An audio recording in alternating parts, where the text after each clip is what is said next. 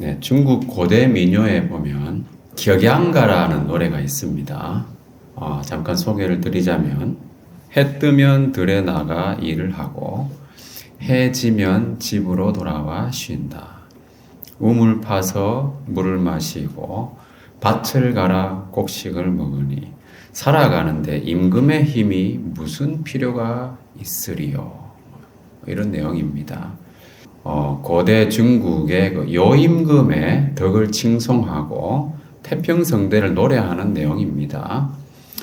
여기 보면은 임금의 힘이 아무 필요 없다고 하잖아요. 그런데도 요임금의 덕을 칭송한다고 하는 겁니다. 아이러니죠. 이게 바로 통치의 역설입니다.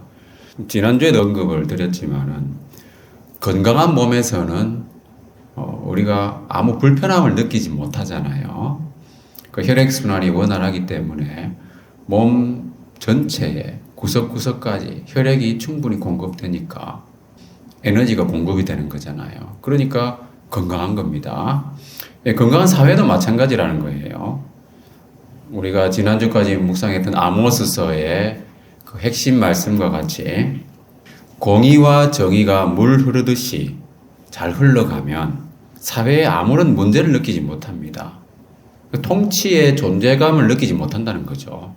그러나 어딘가에서 공정과 상식이 통하지 않는다면은 그 흐름이 막히면은 특별 조치가 필요한 상황이 되잖아요.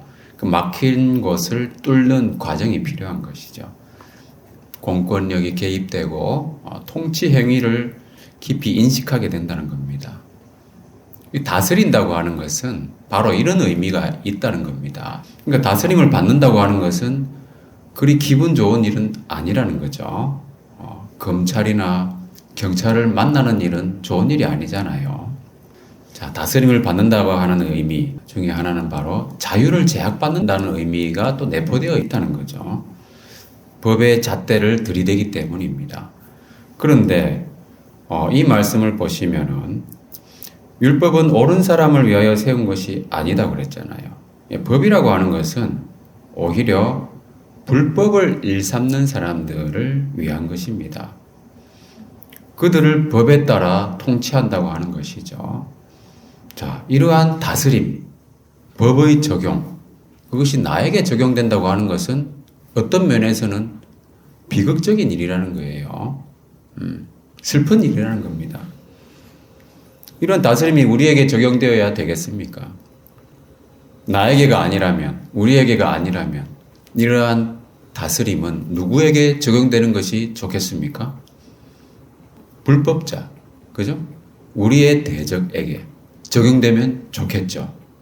우리를 대적하는, 우리를 미워하는, 우리를 힘들게 하는 사람들에 대해서 우리의 대적에게 적용되어야 할 것이 바로 통치의 어떤 의미에서는 우리 원수들을 법대로 다스려 주십시오. 이게 바로 많은 사람들이 원하는 바일 겁니다.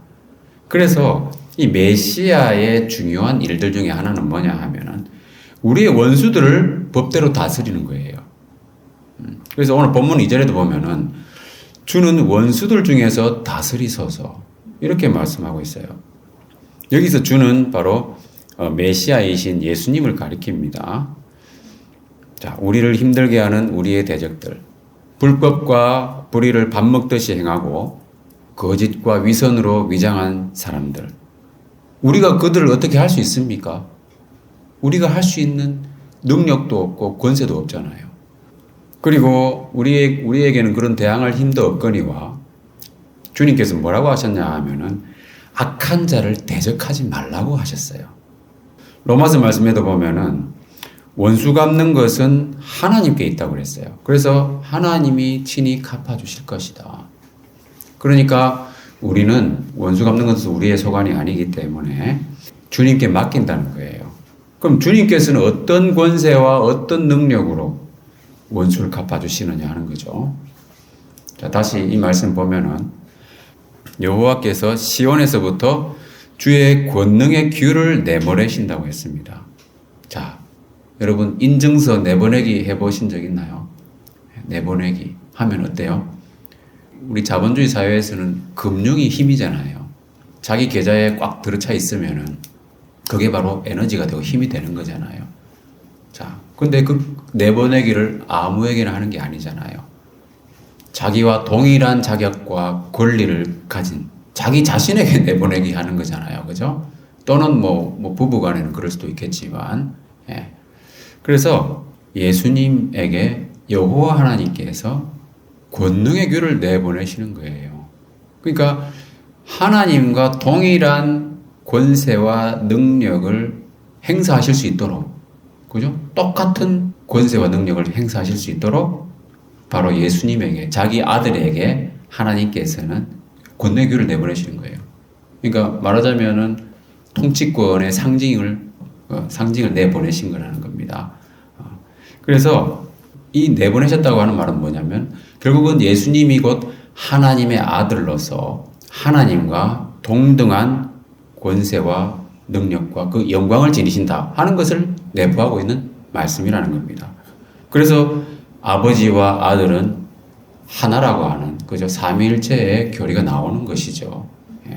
그리고 실제로 예수님께서는 지상에 계실 때에 병자를 고치고 또 많은 좋은 일들을 많이 하셨잖아요. 눈먼 자를 눈뜨게 하고, 그죠? 안전병을 일으키고 여러 가지 좋은 일들 많이 하셨지만은 예수님께서 하나님 아버지의 권세와 능력으로 모든 사람이 놀랄 만한 더 큰 일을 보여주시겠다. 이렇게 말씀하셨어요. 그러면서 뭘 하신다고 말씀하셨냐 하면은 하나님께서 죽은 자를 살리시는 것처럼 자기도 원하는 자를 살리시겠다고 말씀하신 거예요. 그리고 실제로 예수님께서는 나사로를 비롯해서 실제 죽었던 사람을 살렸잖아요. 그죠? 그리고 본인 스스로도 3일 만에 부활하셨어요. 그럼으로써 자기가 했던 이 말씀을 확실하게 증명하신 겁니다. 그리고 이제 산자와 죽은 자를 심판하실 수 있는 권세를 가졌다고 말씀하시는 겁니다.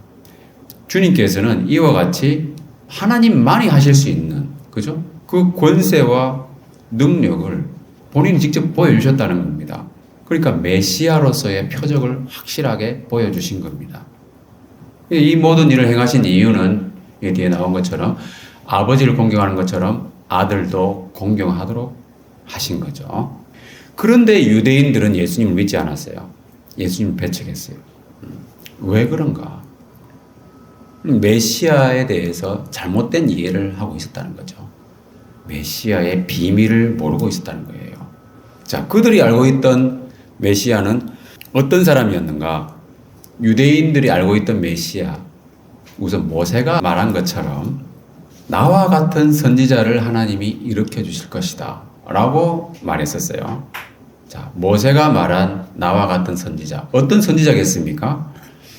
모세처럼 이스라엘을 애굽에서, 그죠? 애굽의 노예 생활에서 해방시켜준 모세와 같은, 자기와 같은 그런 지도자를 의미하는 거겠죠. 그러니까 그것을 적용하자면은 그 당시에 유대인들 입장에서는 로마 식민 지배하에서 노예처럼 살아가고 있는 이스라엘 백성을 해방시켜줄 수 있는 정치적인 지도자. 그게 바로 이스라엘이 고대하던 모세와 같은 지도자, 메시아였다는 겁니다. 그리고 여러 메시아에 대한 예언의 말씀들이 있지만은 이사야 말씀에 보면은 다윗의 왕자라는 이야기 나오잖아요. 다윗 왕처럼 주변 모든 나라를 쳐서 복종시키고 이스라엘 모든 백성에게 정의와 공의를 행하는 그런 왕, 말하자면 정치적인 지도자죠. 그런데 분명한 것은 다윗의 후손으로 오실 것이다 하는 거죠. 그렇게 함으로써 이스라엘의 정말 훌륭한 왕으로서 오셔가지고 정의와 공의를 행하면서 이스라엘 나라를 영원히 영광스럽게 할 사람, 그런 사람을 유대인들은 고대하고 또 기다리고 있었다는 겁니다. 그러니까 메시아에 대한 구약의 여러 예언의 말씀들이 있잖아요. 그 말씀들에서 유대인들은 줄곧 그런 관점에서 내 메시아를 이해하고 기대했다는 거예요. 다른 건 안 보이는 거예요. 자기들에게 닥쳐 있는 현실이, 현실적인 어려움을 해결해 줄 수 있는, 종합적으로 보지 않고. 그래서 뭐냐면 오늘 본문의 말씀에서도 이런 말씀이 있잖아요. 왕들을 쳐서 깨뜨리시며 문나라를 심판하시는 분. 유대인들은 그런 왕이 속히 와서 우리를 구원해 주십시오. 그렇게 기다리고 있었다는 겁니다. 그런데 주님께서는 그런 메시아를 고대하는 유대인들에게 뭐라고 말씀하셨냐 하면은 진리를 알지니 진리가 너희를 자유롭게 하리라. 이런 말씀하셨어요. 그러니까 유대인들이 생각하는 자유, 해방 이런 의미를 영적인 의미로 이야기하셨다는 거예요. 그리고 하나님이 약속하시는 자유란 무엇인가? 죄로부터의 자유라는 거예요. 이 말씀을 하시고 또 이 완전한 자유라고 하는 것은 바로 하나님의 아들이 주시는 것이다. 이렇게 말씀하신 거예요. 그러니까 유대인들이 생각할 때는 참 이해하기 어려운 말씀을 하신 겁니다. 그런데 이게 구약 성경에 다 그런 내용들이 다 숨어져 있었잖아요. 그죠? 우리는 다 양 같아서 그릇 행하여 각기 제 길로 갔거늘 여호와께서는 우리 무리의 죄악을 그에겐 담당시키셨도다. 그러니까 구약 성경에 나와 있는 여러 메시아에 대한 예언들을 보면은 그런 죄 문제를 해결해 가지고 완전한 진리 안에서 완전한 자유를 주신다고 하는 것들이 다 나와 있어요. 그런데 유대인들의 눈에는 이사야 53장을 읽지도 않잖아요. 그죠? 그러니까 그런 메시아에 대한 깊은 의미를 이해하지 못할 뿐 아니라 보지도 않는다는 거예요. 그래서 주님께서는 이 메시아라고 하는 것은 단순히 다윗의 자손일 뿐만이 아니라 하나님의 아들이시라고 하는 것을 말씀하셨고 하나님과 동등한 분이라고 하는 것을 설명을 했습니다. 근데 그들이 보기에는 도저히 이해할 수 없는 황당한 주장이라는 거예요. 그 예수님이 메시아적인 표적을 보여주시면서 나는 하나님의 아들이다 라고 말씀하신 것이 성경에 다 나와 있는데도 불구하고 그들은 그것을 인정하지 않았다는 겁니다. 실제로 시편 2편에 보면은 메시아는 아주 강력한 왕으로 묘사되고 있는데 여기도 보면 하나님의 아들이라고 이야기하고 있잖아요. 그죠? 그래서 그 아들에게 입 맞추라고 했어요. 그래서 그렇게 함으로써 아들을 공경함으로써 하나님을 공경하도록 하는 그 요한복음의 메시지와도 같다는 거예요. 그리고 주님께서 유대인들하고 대화를 하시면서 바리새인들에게 이런 말씀을 하셨잖아요. 자, 너희는 메시아, 그러니까 그리스도에 대해서 어떻게 생각하느냐? 이렇게 물어보셨어요. 누구의 자손이냐? 그러니까 그들이 알고 있는 바 뭡니까? 다윗의 자손입니다. 그 다 유대인들 사이에 다 아는 내용들이었어요. 그죠? 근데 예수님께서 딱 이렇게 물어보시잖아요. 오늘 본문에서 인용된 말씀이잖아요. 자, 다윗은 메시아, 그러니까 그리스도를 주님이라고 불렀는데 그럼 어떻게 다윗의 자손이냐? 이렇게 물어보신 거예요. 그러니까 유대인들은 그러네. 다윗이 그 메시아를 주라고 칭했네. 근데 어떻게 다윗의 자손이 될 수 있지? 예수님께서 물어보신 일에 말씀에 그 답변을 못 한 거예요. 그죠? 그러면은 뭔가 좀 깊이 생각해 봐야 된다는 거예요. 그런데 유대인들은 예수를 깊이 생각하지 않았다는 겁니다. 그래서 그리스도는 다윗의 자손으로 오시지만 다윗이 주라고 칭할 만큼 영광과 권능이 있으신 하나님과 동등하신 분. 하나님의 아들이라고 하는 것. 이게 바로 비밀입니다. 여러분, 인간의 머리로 이해가 되는 게 아니잖아요. 그죠? 이해가 안 되는 거예요. 그렇지만 성경에서 그렇게 이야기하고 있습니다. 그리고 실제로 예수님께서 메시아로서의 표적을 보여주시면서 그것을 선포하셨고, 자, 그래서, 유대인들은요, 예수님을 그리스도로 인정하지 않았고, 지금도 그렇다는 거잖아요. 근데 예언의 말씀엔 다 나와 있는 거예요. 구약 성경의 말씀에. 그들은 예언의 말씀들을 대충 들여다보고, 자기가 이해하기 편한 부분들만 받아들인 거예요. 메시아에 대한 예언을 꼼꼼하게 살피지 않았다는 겁니다. 그래서 이 중요한 메시아에 대한 비밀을 지나친 거예요. 자, 여기까지 정리하자면, 자, 메시아의 비밀은 뭡니까? 자, 다윗의 후손이면서 하나님의 아들이신 왕이라는 겁니다. 그래서 영광과 권능이 하나님과 동등하신 분이라는 거. 그리고 아까 얘기했듯이 원수들 중에서 다스리시는 분. 반면에 자기 백성에 대해서는 어떻습니까? 진리 안에서 행하는 자기 백성에 대해서는 완전한 자유를 주시는 구원자죠. 여기서 말하는 자유는 바로 진리 안에서의 자유를 말하는 것이죠. 이게 바로 메시아에 대해서 하나님께서 구약 성경에 암시해 주시고 예표해 주시고 미리 말씀하신 부분들이라는 겁니다.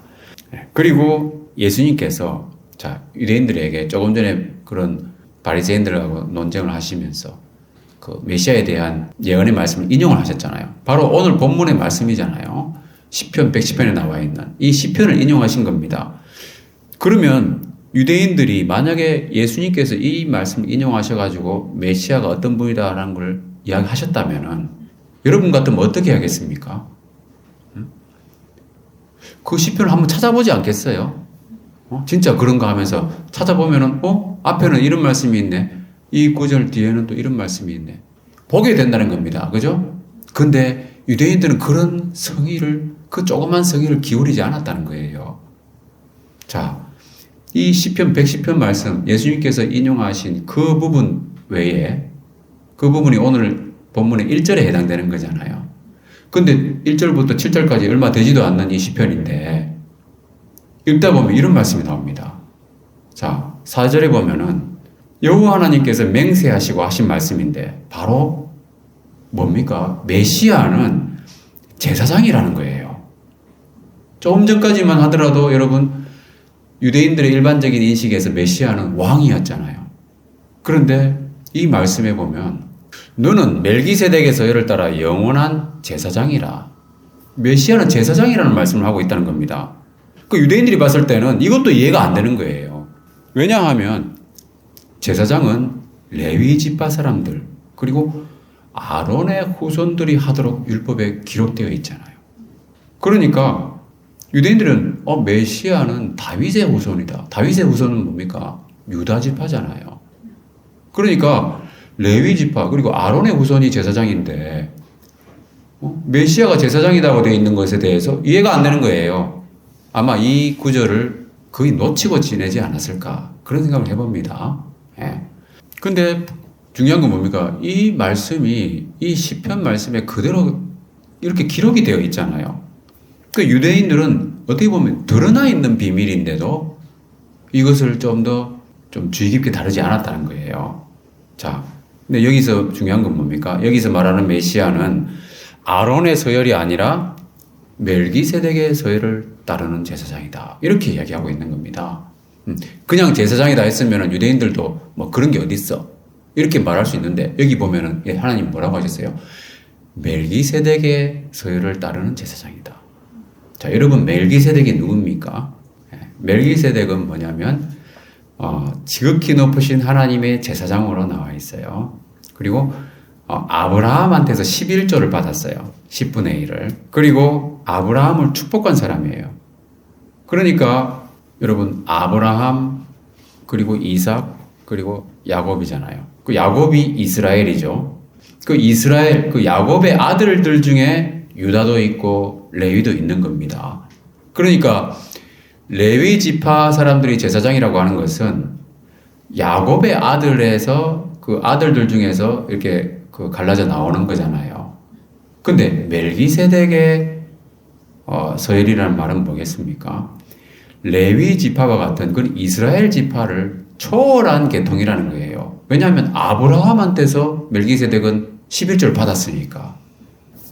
그러니까 완전히 새로운 제사장 직분을 이야기하고 있는 겁니다.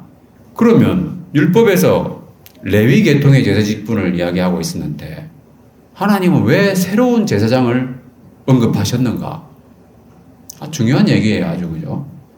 율법에서 분명히 아론의 후손들이 제사장 임무를 수행하도록 하셨잖아요. 그리고 자격이 없는 사람이 가까이 갔다가는 죽기도 하고 성물을 함부로 만질 수도 없고 그 엄격하게 말씀을 하셨는데 왜 멜기세덱의 서열을 따르는 제사장을 또 말씀하셨는가? 새로운 제사장 직분을 이야기하셨는가? 이게 참 중요한 겁니다. 뭐냐 하면 자, 이 말씀 보면은 레위 계통의 제사 직분으로 말미암아 온전함을 얻을 수 있었으면 가론은 생략하겠습니다. 어찌하여 아론의 반차를 따르지 않고 멜기세덱의 반차를 따르는 다른 한 제사장을 세울 필요가 있느냐 이렇게 이야기하고 있는 겁니다. 그러니까 무슨 말이냐 하면은 레위 계통의 제사직분 아론의 반차를 따르는 제사장으로는 완전한 제사를 드릴 수가 없었다는 거죠. 왜냐하면 율법에서 기록한 것은 모형이고 그림자이기 때문입니다.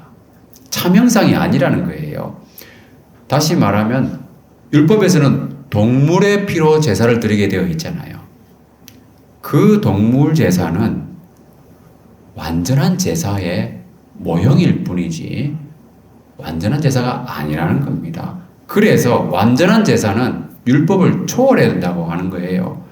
그래서 제사 직분은 바꿔졌다고 말씀하고 있는 겁니다. 그래서 율법도 반드시 바꾸어지리니 이 바꿔진다는 것은 율법을 폐한다는 의미가 아니고 완성된다는 거예요. 모형은 모형 자체로서 의미가 있기 때문에 그래서 레위 지파가 아닌 자를 가리킨다고 했습니다. 누구겠습니까? 바로 예수님이죠. 유다 지파로 나셨고 하나님의 맹세로 영원한 제사장이 되셔가지고 이 말씀 끝에 보면은 더 좋은 언약의 보증이 되셨다 이렇게 이야기하고 있는 거예요. 자, 더 좋은 언약이란 뭐겠습니까? 자, 다 같이 이 말씀을 한번 읽어보겠습니다. 다 같이 시작. 제사장마다 매일 서서 섬기며 자주 같은 제사를 드리되 이 제사는 언제나 죄를 얻게 하지 못하거니와 오직 그리스도는 죄를 위하여 한 영원한 제사를 드리시고 하나님 우편에 앉으사 그 후에 자기 원수들을 자기 발등상이 되게 하실 때까지 기다리시나니 그가 거룩하게 된 자들을 한 번의 제사로 영원히 온전하게 하셨느니라. 이것들을 사하셨은즉 다시 죄를 위하여 제사 드릴 것이 없느니라. 한 번의 온전하고 영원한 제사로서 제사 직분을 완성하시고 더 이상 제사가 필요 없게 하신 거예요. 그러기 위해서 하나님께서는 새로운 제사 직분을 말씀하신 것이고 더 좋은 언약의 보증이 되셨다고 말씀한 겁니다. 이게 바로 말하자면 메시아의 비밀이죠. 자, 그리고 제사장의 특성을 살펴보면은 제사장이라고 하는 것은 사람 중에서 택함을 받는 거잖아요. 그래서 히브리서 5장에도 보면은 자, 대제사장마다 사람 가운데서 택한 자라고 했습니다. 그러다 보니까 제사장도 그도 사람이기 때문에 육체의 연약함에 휩싸여 있다는 거예요. 여기 보면은 그가 무식하고 미혹된 자를 용납할 수 있는 건 자기도 연약함에 휩싸여 있다. 일반적으로 제사장들은 이렇다는 겁니다. 자기도 사람이기 때문에 다른 사람이 범한 죄라든지 허물이라든지 잘못한 것들에 대해서 동정을 할 수 있는 거잖아요. 그죠? 자기도 그렇게 하니까. 예수님도 제사장으로서, 대제사장으로서 육체로 오셔가지고 우리와 같은 육체의 연약함을 경험하셨다는 겁니다. 그래서 히브리서 5장 7절 8절 말씀에 보면은 육체에 계실 때에 자기를 죽음에서 능히 구원하실 이에게 심한 통곡과 눈물로 간구와 소원을 올렸다 이렇게 돼 있어요. 뭐냐 하면은 고난 받으셨다고 하는 거, 그죠? 고난 받는 종의 모습입니다. 이게 바로 메시아의 모습이라는 거예요. 고난 받는 종의 모습. 그 이사야서에도 이런 고난 받는 종의 모습이 많이 나오고 시편 말씀에도 보면은 메시아의 십자가 예언도 나오잖아요. 예. 여러 구약 성경에 나와 있는 말씀들을 통해서 메시아를 이렇게 그리고 있는 거예요. 그렇기 때문에 예수님은 어떤 분이냐? 다 같이 읽어보겠습니다. 시작. 우리에게 있는 대제사장은 우리의 연약함을 동정하지 못하실 리가 아니요 모든 일에 우리와 똑같이 시험을 받으시는데 죄는 없으시니라. 그러므로 우리는 긍휼하심을 받고 때를 따라 오는 은혜를 얻기 위하여 은혜의 길 앞에 담대히 나아갈 것이니라. 예수님이 육체로 오셔가지고 다 경험하셨기 때문에 우리 연약함을 이해하시고 도우신 분이라는 겁니다. 우리가 받는 스트레스, 그죠? 예수님 다 이해하신다는 거예요.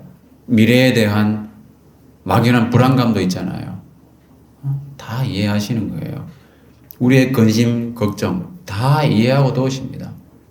그래서 우리는 은혜의 보좌 앞에 담대히 나아갈 수가 있다는 겁니다. 그러니까 주님께서는 걱정하지 말라고 하셨죠. 염려하지 말라고. 그래서 메시아의 비밀 두 번째를 정리하자면 그렇습니다. 멜기세덱의 서열을 따르는 영원한 제사장이고요. 메시아는 한 번의 온전하고 영원한 제사를 통해서 제사 직분을 완성하신 분이에요. 그리고 우리의 연약함을 이해하고 도우시는 분입니다. 그리고 정말 유대인들이 놓치고 있는 아주 중요한 메시아의 비밀, 핵심 사항은 뭡니까? 고난받는 종의 모습이에요. 자, 이런 것들이 바로 메시아의 비밀이에요. 그 성령을 받은 사람들만 아는 거예요. 다른 사람들은 이해하지 못하는 비밀입니다. 그죠? 인간의 지혜와 지식으로는 도저히 이해할 수 없는 부분들이에요.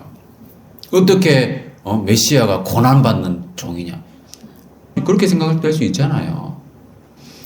그 예수님이 오신 것을 기념하면서 많은 사람들이 크리스마스를 즐기겠지만은 과연 여러분 십자가에 못 박힌 예수님에 대해서 얼마나 생각하겠습니까? 아기 예수만 생각하죠. 근데 아기 예수는 마국간에 오셔가지고 구유에 누이셨잖아요. 만왕의 왕으로 오신 분이. 그게 메시아의 모습이라는 거예요. 자, 이러한 비밀을 아는 우리는 그럼 어떻게 해야 되는가?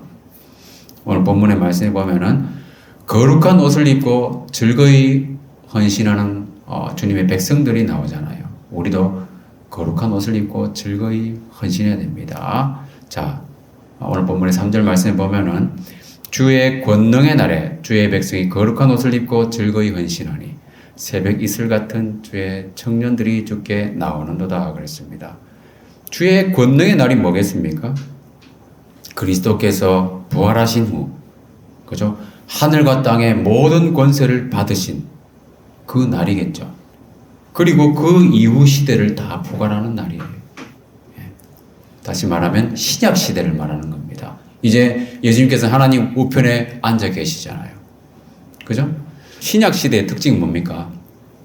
바로 성령 시대입니다. 자, 메시아에 대한 예언의 말씀 또 하나를 보면은요. 이사야 11장에 나와 있는 말씀인데요. 자, 이새의 줄기에서 한 싹이 난다고 그랬어요. 이새는 누굽니까? 이새? 다윗의 아버지입니다. 그러니까 다윗의 후손으로 올 것이다 하는 것이 예언되어 있는 거죠. 그런데 여기 보면은 여호와의 영이 강림하신다 이 말씀을 하고 있습니다. 자, 예수님께서 지상 사역을 하실 때 성령의 권능으로 사역을 감당하셨어요. 그리고 승천하신 이후에는 믿는 자들에게 성령을 부어주셨어요. 그래서 성령을 받은 사람들의 특징은 뭐냐 하면은 여호와를 경외함으로 즐거움을 삼는다는 거예요. 자, 즐거움의 종류가 다릅니다. 사람마다 물론 그 취향에 따라 가지고 취미생활 하는 것도 다르고 하겠지만은 근본적으로 즐거움의 종류가 다르다는 거예요. 세상에 속한 것을 즐거워하는 것이 아니라 거룩한 즐거움을 알게 되는 거예요. 찬송을 부르면서, 찬양을 부르면서 그 감동하는 거잖아요. 그죠? 우리가 저에게 좋아하는 노래들이 있을 수 있잖아요. 그런 음악이 있을 수 있고 감동해가지고 눈물을 흘리거나 그런 경우는 많지는 않아요. 그죠? 종종 있습니다만은. 근데 찬양을 부르면은 자주 그렇다는 거예요. 그죠? 그런 일이 있을 수 있고. 그 다음에 경건한 교제를 통해서 공감하고 기쁨을 얻는다거나. 그래서 신앙생활이 즐겁다는 거예요. 그래서 자발적인 헌신이 가능합니다. 그리고 눈에 보이는 대로, 귀에 들리는 대로 판단하거나 심판하지 않는다는 겁니다. 어떻게 합니까? 공의와 정의로 한다는 거예요. 쉽게 말하면 법대로 한다는 거예요. 성령의 법대로 하는 겁니다. 그게 바로 뭐냐 하면 우리가 살아가는 데 있어가지고 말과 행실과 모든 면에서 눈에 보이는 대로, 귀에 들리는 대로 살아가지 않고 성령의 인도하심 대로 살아간다고 하는 거. 하나님 말씀대로 살아간다고 하는 거예요. 뭐냐 하면은 거룩한 옷을 입는 모습이에요. 거룩한 행실. 이 눈에 보이지 않는 옷이잖아요. 예. 자, 그래서 신약 성경에도 보면은 이 말씀 한번 다 같이 읽어보겠습니다. 시작. 그러므로 너희는 하나님이 택하사 거룩하고 사랑받는 자처럼 긍휼과 자비와 겸손과 온유와 오래 참음을 옷 입고. 우리가 입어야 할 옷은 뭐겠습니까? 긍휼과 자비와 겸손과 온유와 오래 참음. 갈라디아서에 나오는 성령의 열매들과 같은 거예요. 성령의 열매를 맺는 삶이에요. 그게 바로 우리가 거룩한 옷을 입는다는 겁니다. 근데 그것은 우리가 그렇게 해야 되겠다 이렇게 물론 노력하는 건 어느 정도 필요하겠지만 그런다고 되는 게 아니고 뭡니까? 사랑받는 자처럼이라고 그랬잖아요. 사랑받는 자처럼. 그러니까 사랑을 받는 자로서 자연스럽게 나타나는 열매라는 겁니다. 그러니까 거룩한 옷을 입기 위해서는 우리가 뭘 해야 되냐면 주님의 사랑을 깊이 깨닫고 정말 감사하고 감격하는 거예요. 그걸 해야 되는 거예요. 그게 가장 중요한 거예요. 복음의 은혜와 진리를 깨닫는 것이 거룩한 옷을 입는 첫걸음이에요. 그렇게 하면은 자연스럽게 다른 사람에 대해서 선한 마음, 사랑하는 마음을 갖게 된다는 거죠. 사랑받은 자가 사랑할 줄 안다고 하는 거 상식이잖아요. 그죠? 당연한 원리예요. 그리스도 안에 있는 하나님의 사랑을 깨달은 자가 그러한 성령의 역사로 인한 거룩한 행실과 자발적인 헌신을 할 수 있다 하는 겁니다. 그렇게 함으로써 새벽 이슬 같은 주의 청년들이 나타나는 거예요. 영적인 세대가 이어져 가는 것이죠. 그것이 주님이 오시는 날까지, 다시 오시는 그날까지 계속된다는 겁니다. 아무리 여러분 세상이 험악하고 죄가 관영하고 그렇다 하더라도 하나님의 백성들은 보존된다는 거예요. 하나님 말씀이 살아있기 때문에 그렇습니다. 네, 말씀 마무리하겠습니다. 자, 최근에 뜬금없이 우리 일반 국민들이 헌법을 많이 공부하게 되었습니다. 헌법 학자들도 아니고 일반 시민들도 많이 알게 됐잖아요. 좋은 현상은 아닙니다. 왜냐하면은 법 없이 사는 사회가 가장 이상적인 사회잖아요. 그러나 사람이 살다 보면은 거스르는 자들이 반드시 있기 마련이죠. 그러니까 법의 잣대가 필요한 것이고, 그래서 그런 현상들이 발생하면서 일반 시민들도 법에 대해서 알게 된다는 겁니다. 자, 메시아의 통치. 서두에서 제가 통치의 역사를 이야기했잖아요. 좀 진리 안에 있는 자들에게는 통치를 느끼지 못한다는 거예요. 다스림을 별로 못 느끼는 거예요. 그러나 뭡니까? 진리를 거스르는, 믿지 않는 자에게는 그 통치가 바로 진노의 심판으로 나타난다는 거예요. 진리 안에 있는 자에게는 완전한 자유죠. 그것은 진리 안에서의 자유라고 했습니다. 그래서 그 메시아는 하나님의 아들이면서 또 영원한 제사장이라고 하는 것을 이야기했습니다. 그래서 우리의 모든 연약함을 이해하시고 동정하실 뿐 아니라 문제를 해결하실 수 있는 권세와 능력도 가지신 분이라는 거예요. 우리가 아무 능력 없는 사람이지만 자기하고 마음이 통하는 사람한테 자기의 고민을 털어놓기만 해도 힘을 얻잖아요. 그렇지 않습니까? 그 상담 기법이 바로 그런 거잖아요. 들어주는 거. 그런데 그 들어주는 대상이 권세와 능력을 가지신 하나님 아들이라는 겁니다. 그러니까 우리에게 무엇이 부족하겠습니까? 인간의 지혜와 지식으로는 도저히 이해할 수 없는 신비이자 메시아의 비밀이죠. 자, 그런데 이 모든 메시아의 비밀을 한 몸에 지니시고 드러내신 분이 바로 예수 그리스도라는 겁니다. 그래서 우리는 예수님 안에서 하나님의 사랑을 깊이 누리고 성령의 열매를 맺으면서 즐거운 신앙생활을 할 수 있습니다. 그리하여서 우리를 통해서 이 땅에 영적 세대가 이어지고 하나님 나라가 확장되기를 주님의 이름으로 축원합니다.